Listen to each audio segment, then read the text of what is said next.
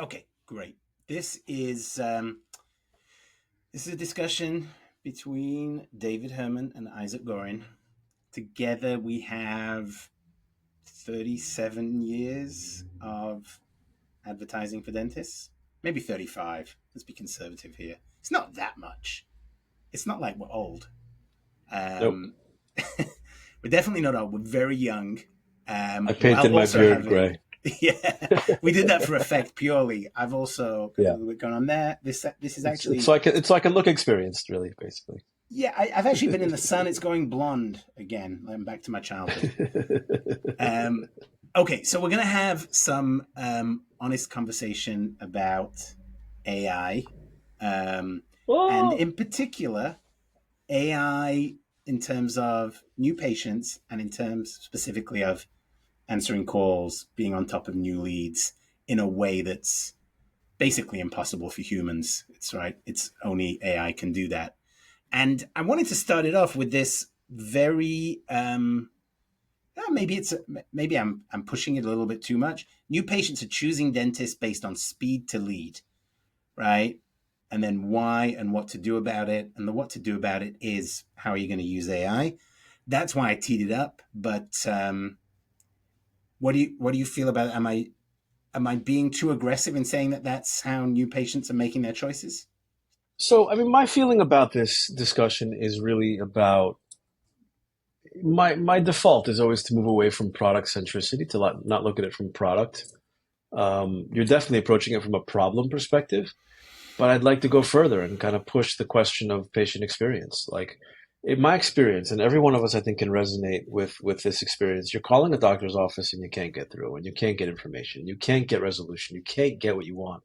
Especially, I mean, you're stuck when it's the person that you're having to work with or you've chosen to work with. How does that make you feel if you're trying to select who to work with? So that sense of a lack of access, lack of experience, it almost gives you that feeling like they're not interested in talking to me. I call, nobody answers. So now transpose that into the marketing experience. You have a patient on a journey who has a need.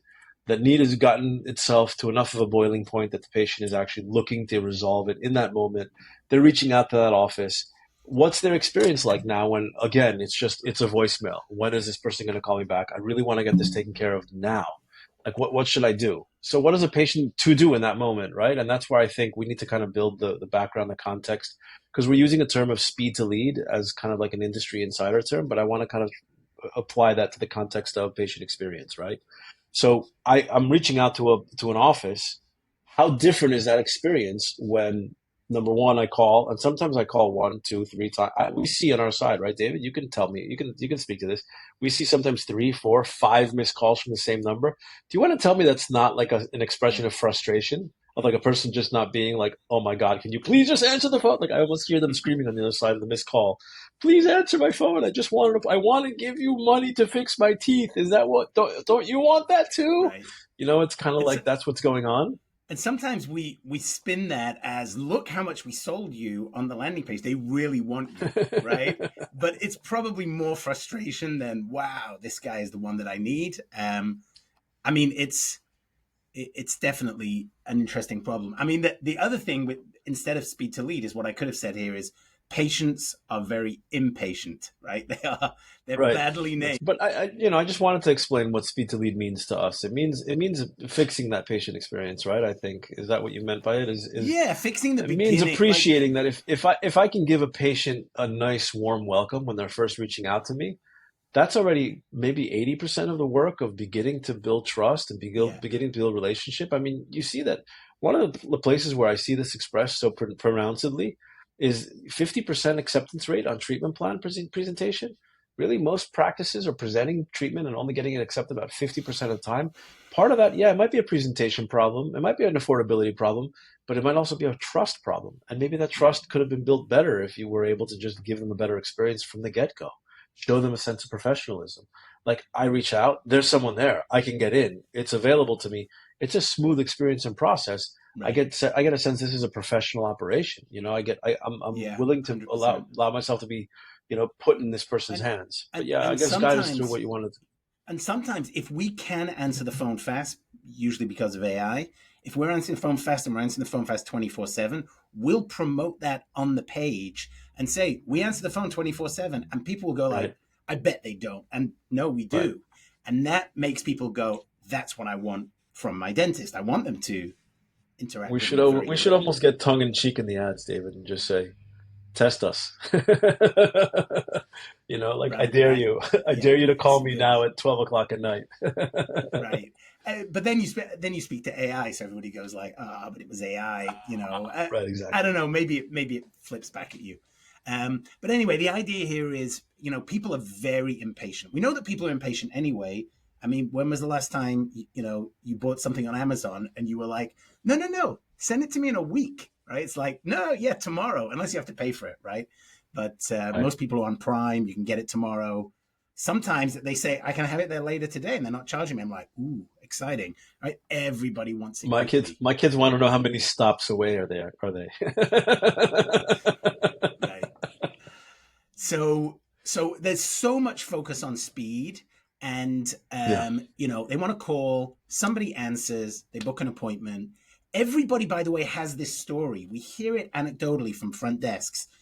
This person called, yeah, 2 minutes later, I called them back and they answered the phone and they're like, oh, I'm all set. Like I called somebody right after you and I'm all set now, which means do not try and pitch me on doing an additional appointment. I did the thing I was going to do. I got up my mojo, I called a bunch of dentists, and I got an appointment with a dentist. That's all they're trying to do. They're differentiating between dentists. Some people are at that level, a lot of people aren't. I mean, especially if they're in pain or, they have to do something or they Yeah, I just mean, want to get it if done. I've decided I need help, right, and I call an office, and we see what we were talking just now about the multiple missed calls. What am I going to do? I'm going to just sit and hope that this person calls back. Of course, I'm going to call another office. Of course, I'm going to try to keep figuring out who's going to give me attention, and I'm probably going to be grateful, just automatically grateful to whoever is able to give me that attention first. Yeah. There's a natural gratitude that's going to be engendered there. Yeah.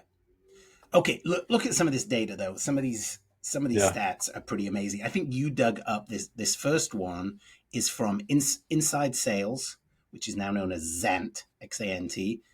People are 100 times more likely to convert when responding within 5 minutes versus 30 minutes.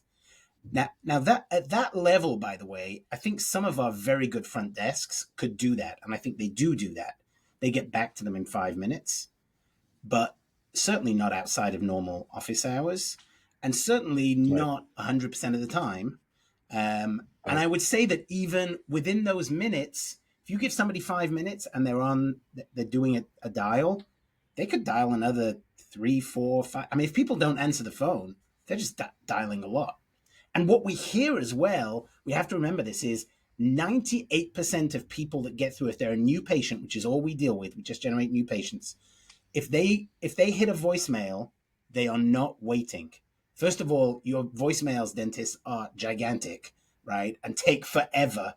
So I can imagine people are pressing one and it's just not jumping forward. I don't know if you have that jump forward capability with pressing the one, but they wait for a little bit, but then they could be booked in somewhere else within the next 30 seconds. So they hang up and they just dial somebody else, right? That's what they do. Um, so you can understand that 100 times more likely is totally correct. And I would say probably the quicker you could answer, the higher the chance is that you're going to be able to book them. Yeah, I mean, I think it's important to note that we've always talked about a difference in the patient experience based on what the need is, cosmetic versus some kind of an emergency situation. If they're in pain and they need to get out of pain, they're motivated. They're calling, and at right now during office hours, normal times. If they're like just deciding they want to spend money on their mouth, which is what most of our dentists want, is those implant, veneer, cosmetic cases. They're going to wait for when it's convenient to look at stuff up, and it's on the nights and the weekends, so you're not on the phone. You're not there at those times. Number one. Number two, how often have you not had these offices that are just cruising, they're coasting, they have a rock solid, awesome front desk, then all of a sudden it just falls off. It falls off a cliff. What happened? Someone on the front desk had a life event. They got sick. They got parent issues. What life event that just took them off the game, and then all of a sudden they're off, and now all of a sudden you're retooling, and then all of a sudden everything drops off, and you're wondering, hey, the marketing's not working anymore, and things like that. So the human factor is just it's also it's the 24/7 availability, but it's also like AI doesn't have life drama like all of us do. Right. So those are things that are maybe more long term, but they And definitely impact the offices. yeah, and I just want to mention that we will come on to later in another slide where this human element can slot back in, because we're not saying Right. take away front desk people, AI No. can do everything. We're saying let the AI do what it's good at, answering within 20 seconds, twenty-four Yeah. seven, And three booking. sixty five, And booking them. and booking, and let the human be the person that does the warm stuff, the fuzzy stuff, calls, hey, how you doing, where do you live, oh, my brother-in-law lives there, watch out for the roadworks on I-95, like whatever it is, like just to try to make that connection.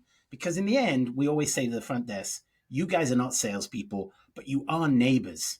Like, be neighborly, be warm, be nice.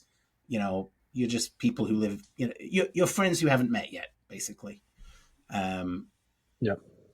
so, Yeah, I think this information seems accurate. You know what I'm saying in terms of the experience that we have. Also, 72% of consumers expect immediate service responses.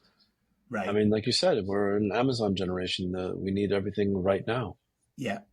That's a HubSpot study, but I'm pretty sure that we saw a Google study with exactly that Yeah. number in as Yeah. well. Well, So they've been doing a lot of studies on how immediacy is the most important thing. well, that's Maybe also why self-interest. Google remember that Google had that stat they told us 70% of traffic is mobile.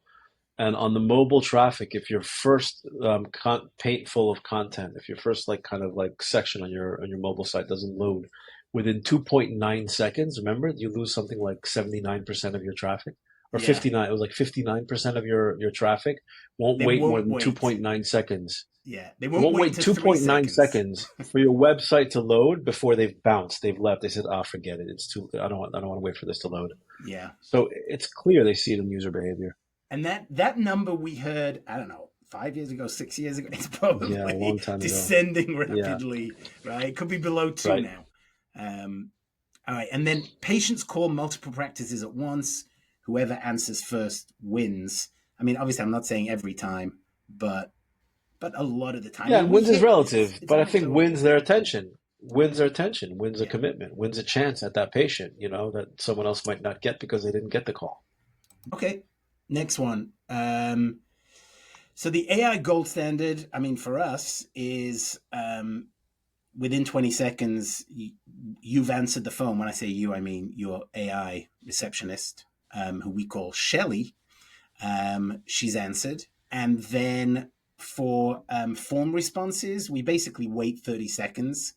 We could do it in 1 second after you hit submit. You could have a response in your text, in your SMS folder, but we don't do that. And one of the reasons we don't do that is we want to make it seem like it's a real person. And honestly, on the SMS stuff, it is impossible to know that it's not a real person. I mean, it's very, very difficult.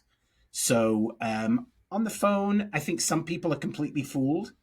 I think some people know it's AI and continue. And then I think there are some people who know it's AI and ask to be forwarded to a human A for human. whatever Yeah. reason. And all of those things can happen.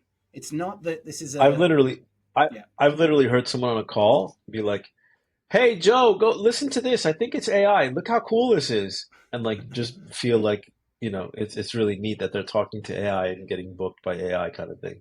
And it right. becomes fun for them. And other people are like, I think are a little bit annoyed by it, but And start to scream. and start to scream. I'm not sure that Is this those a are the computer? Am I talking to a computer?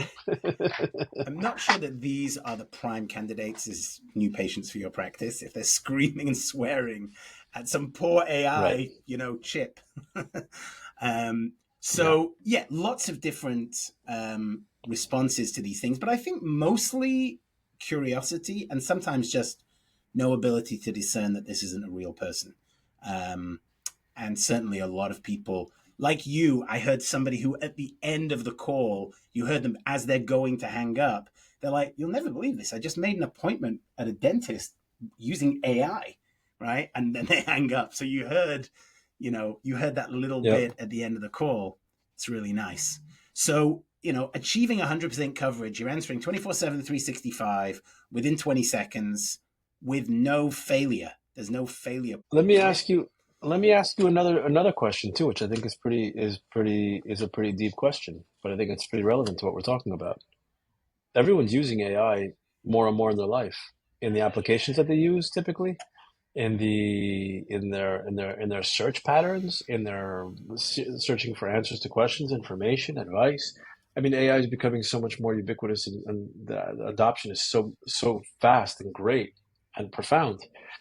I think people really feel helped by AI. So don't you think that it's going to become part of like this expectation of like, why aren't you using AI? You could just make this work for me. Like I need something from you, and if you just use the AI, I could get it, and we could just be done, and we can move on.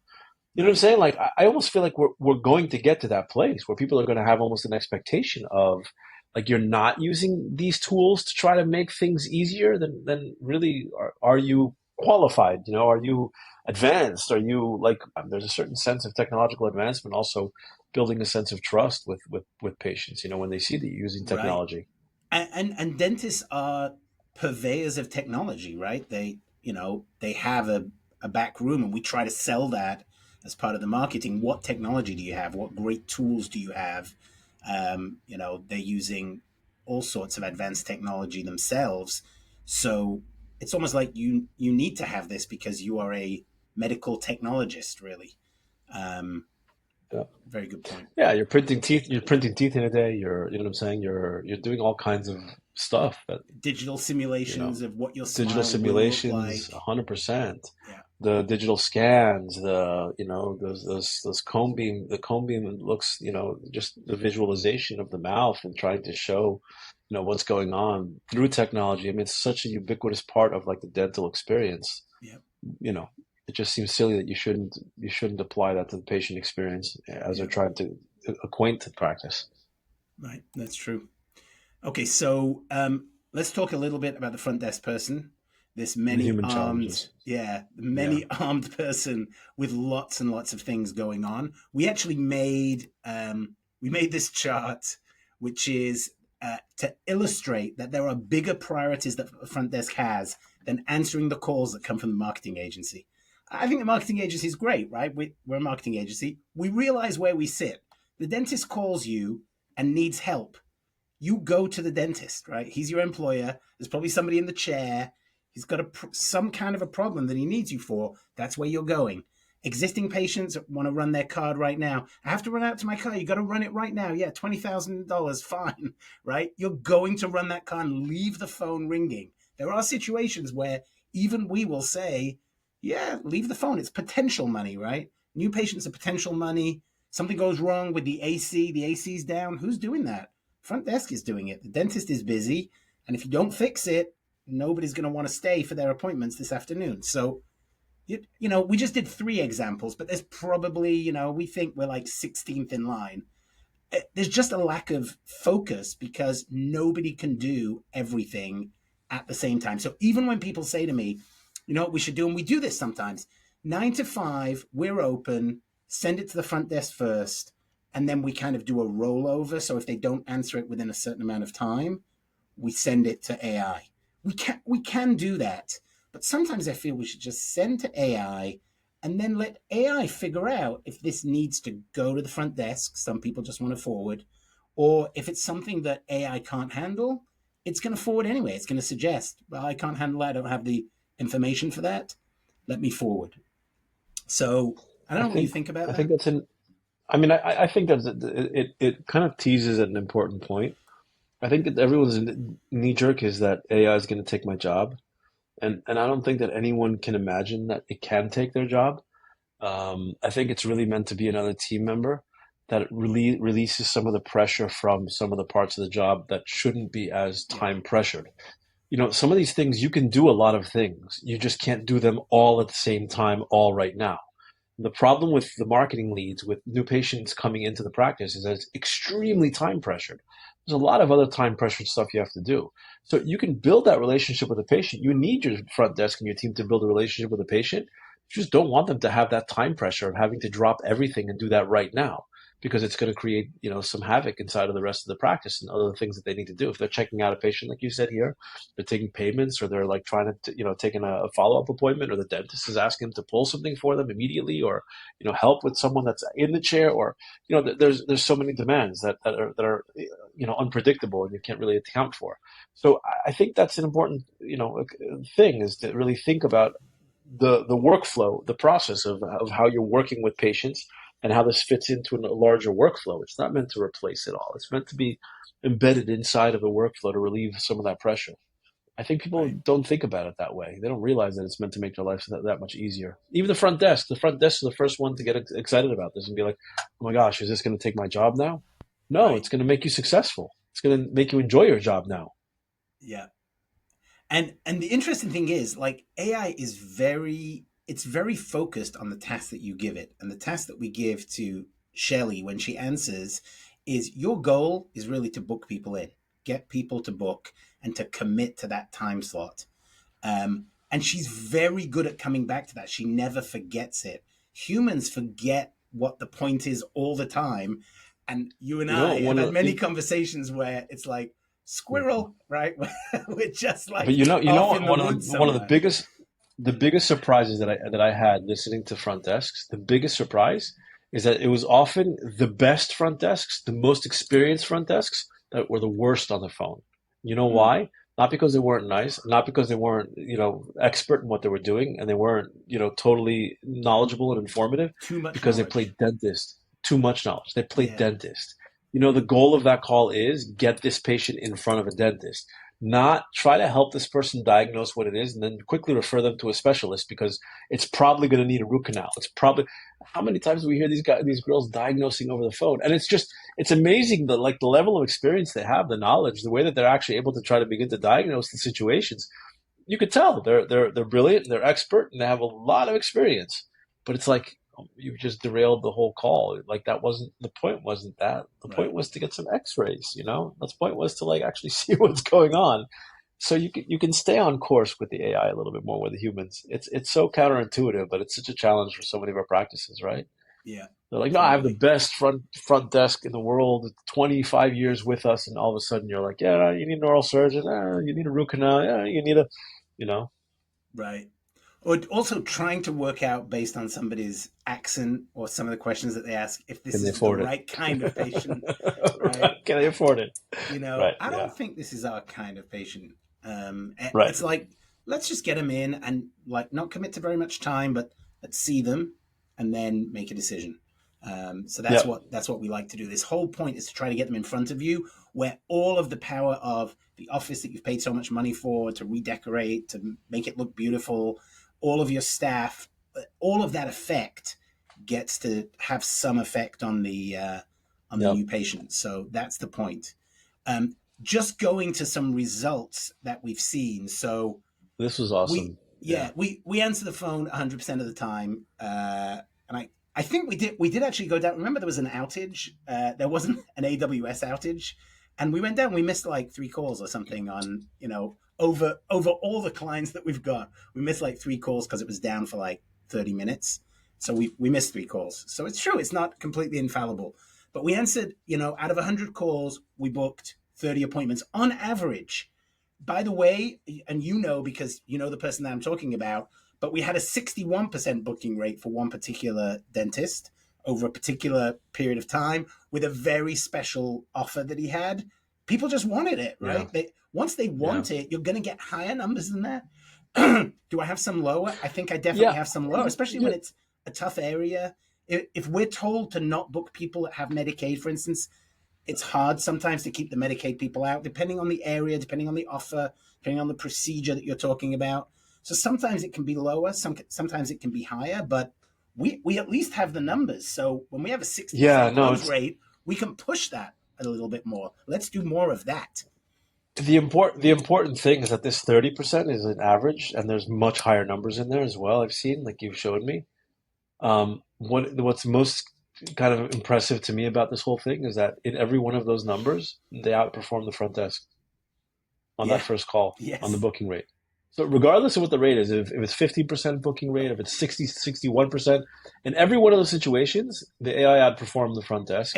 Can I tell it? Number one. And Yeah. number two, I want to say, can we make a huge exclamation mark on its 70 qualified leads? Like if you don't speak to someone, they're not a lead for you. You don't know their name, you don't know their phone number, you don't know anything about them. You have no Mm-hmm. way of actually doing anything more with that person except for just calling the same number they called you on or texting, right?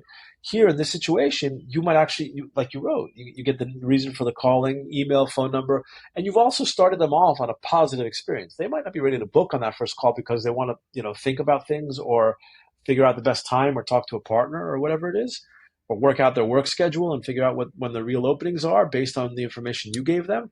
But they're a lead and they've had a good experience because they called and they were answered, and that there's a higher probability of those 70 leads that didn't book booking later on than there is if they were a missed call that you call back 12 or 18 or Yeah. 26 hours later.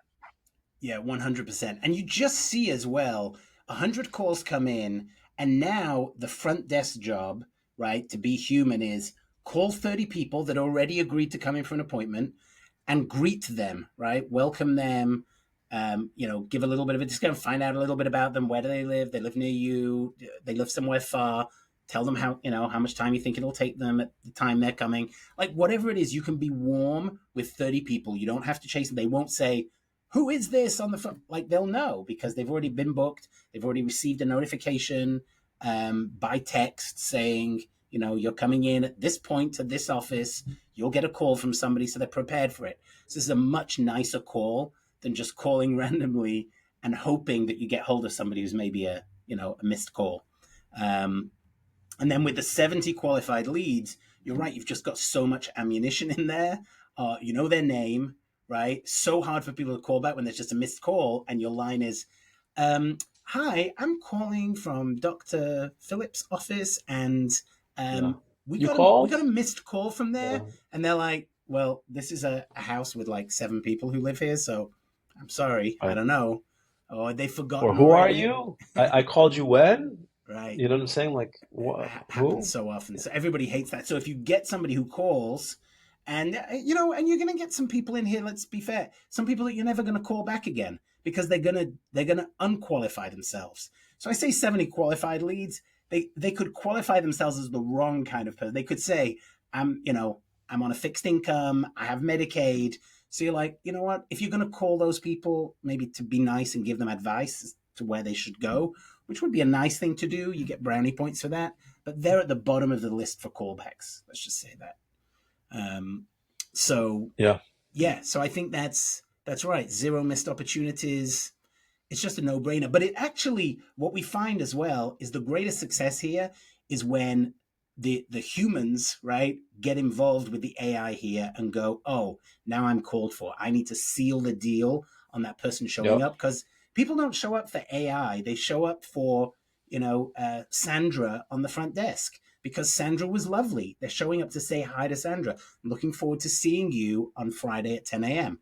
Okay, I'm coming in. And then when they come in, you like continue on that conversation that you already were having with Sandra, and then Sandra passes the baton to the dentist, and now you're going to come back for the dentist. But it has to go from human to human. I really feel it's like a baton that gets passed, and you can't drop the baton, right? So, and dropping the baton is Yep. missing the call. I think the foundational question that was kind of lingering in the back of my mind is like, you're a business owner, you need to figure out, is this really, it's solving a problem, right? For sure. In terms of missed calls, in terms of booking more appointments and things like that. I think that the foundational question is it providing a better patient experience? Mm. Do the patients feel better about the fact that AI answered their phone call and tried to book them in, or do they feel worse about it? Like, what does it do in that respect? And I think that question, and I'm curious about your opinion. Um, that question really is a function of how you build the team around it and you think about your process. It's up to you to kind of architect the experience intentionally, and to know what are the different stages of that experience and how do I build that in a way with the cadence, the timing, the messaging, the things that I need to do to really create the right patient experience. I think that the ultimate goal of a practice is obviously to should be to treat patients, but also to turn those patients into real advocates of the practice, that they should go out and want to tell the world that this is the best practice in the world. That really takes a holistic, unified team approach that's thoughtful and that's intentional about all those stages. I think AI, in my opinion, is a massive win in that respect, even though people might have the knee jerk of, oh gosh, I'm talking to AI. Yeah, but you're actually talking to someone when you call the medical office. When did that ever happen to you previously if it wasn't for AI? You're always talking to Right. machines, and then you've seen that funny meme of like the person screaming into the phone, like receptionist, God, I'm talking to a computer receptionist. When you're stuck in that like circular, like press one, tell us what your problem is. Press two, tell us what your problem is. Oh, yeah. Here, I think you really solved that. That's a very good point to bring up, by the way, about the press one type stuff. There are two other systems out there that I come across a lot. There's still a lot of press one for this, press two for that. Press three if you want to go back to the previous menu.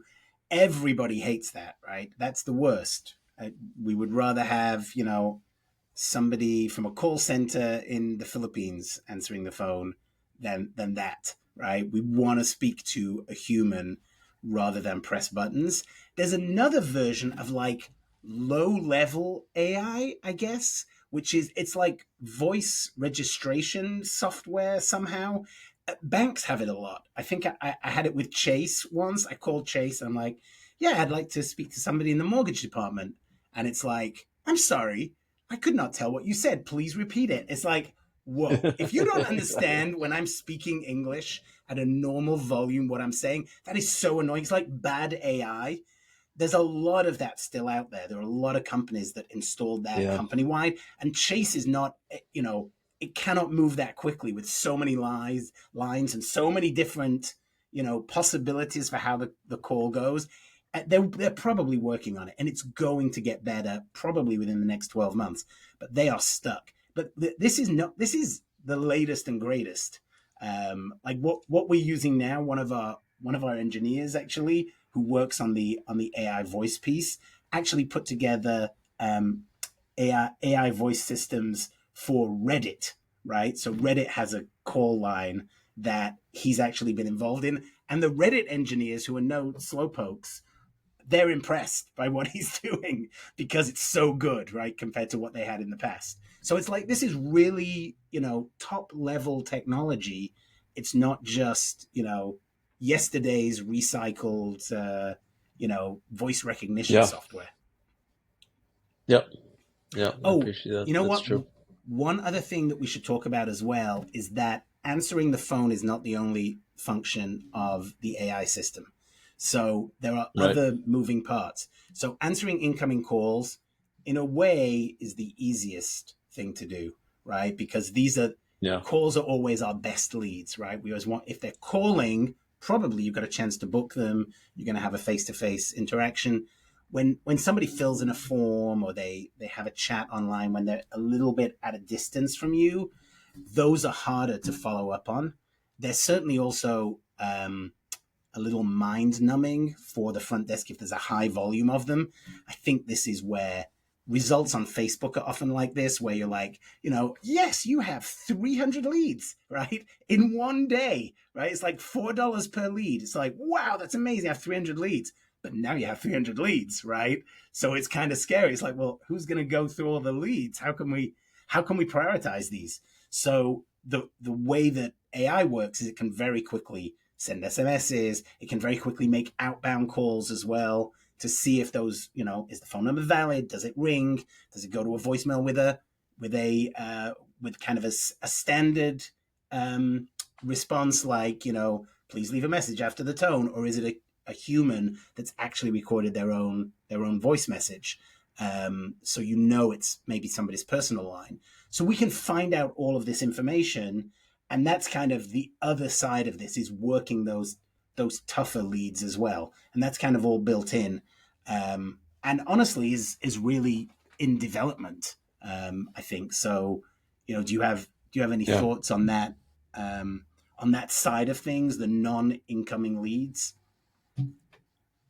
And again, it's so much easier to have a tool that allows you to identify the successes, right? Like we know that you're going to be more successful calling people between 5 and 7 p.m., right?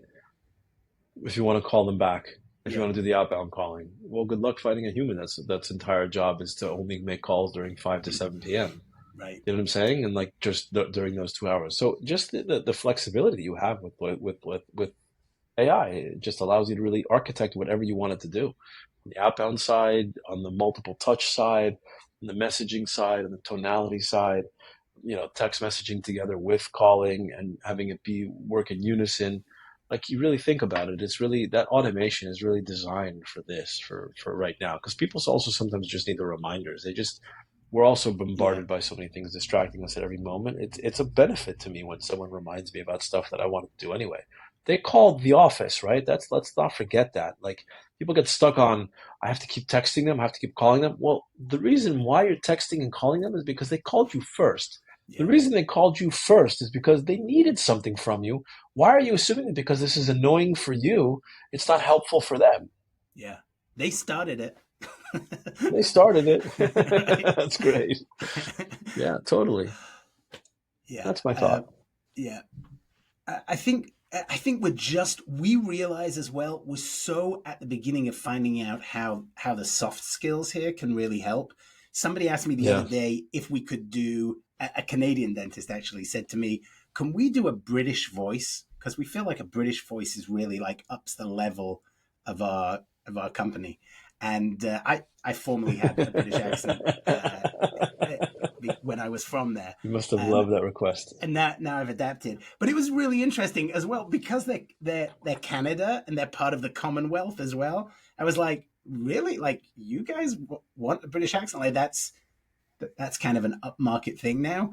Um, Really interesting. But I would be interested to know what happens when you add an accent. We actually have some amazing success with humans that have accents at some of our dental offices. Sometimes Yeah. accents that we find we're like, ooh, not sure if that's gonna, work so well. Their English is not absolutely the best, but some of these people are amazing closers. Amazing. And the accent is I sometimes think is it almost a benefit that they have an accent that somehow Maybe. I don't Maybe know it's an this icebreaker. Maybe it just creates a sense of interest, a personal human interest, right. in the conversation. Yeah, so I don't know. Yeah. We have options to do that. We're actually using a female Yeah. voice right now. There's a question about should we use a male voice? Should we try a male voice? Would it make a difference? There's a We'll question of see whether or some. not when you feel that a person knows it's AI, you can actually gamify it too and say, you can have a lot of fun with me too. If you'd like, I could sound like Arnold Schwarzenegger. You know what I'm saying? And like have them Right. choose like an accent. You know what I'm saying? Like Yeah. So so there's I've heard people beginning to do stuff like that too. that. Finding a way of just making it fun and entertaining too. Yeah, there's also that whole idea of like reciprocating the way somebody else is talking to you. So if you fold your arms, right, I'll fold my arms as well. Or if if you're sitting with your legs, I'll cross my legs. And the same thing I think applies to voices as well. Certainly, I know that quite often when you have call centers, they've got quite sophisticated technology to try to get you to somebody who may sound like you, right? If you're calling Interesting. from Georgia, they'll try to get you with somebody who has more of a southern accent. You may be from New York; they're just taking a wild guess, right? But they're hoping that will work out better. This could actually work with AI on the fly. So as AI talks to you, slowly their accent shifts. So it becomes much more southern as they're talking to you and they establish, no, this person definitely has a southern accent. You just like replay back the same accent that you're hearing. So there's immediately a connection, even subconsciously. That would be totally fascinating. We got to do some experimenting with that.